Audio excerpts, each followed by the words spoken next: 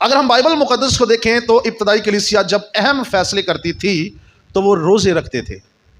ابتدائی کلیسیا میں جب بھی کوئی اہم اور کوئی خاص فیصلہ ہوتا تھا یا کوئی کام ہوتا تھا تو وہ روزے رکھتے تھے اور خدا کی رہنمائی کو حاصل کیا کرتے تھے۔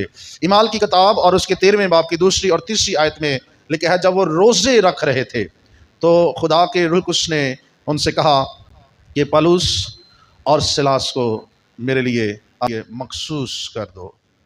مسیحی روزہ خدا کے سامنے فروتنی کا اظہار ہے۔ بائبل ہی نقطہ نظر سے مسیحی روزہ گناہوں کے اقرار اور توبہ کا ذریعہ بھی ہے۔ بائبلی نقطہ نظر سے مسیحی روزہ روحانی رہنمائی حاصل کرنے کا راستہ بھی ہے۔ بائبلی نقطہ نظر سے مسیحی روزہ دعا کو گہرائی دیتا ہے۔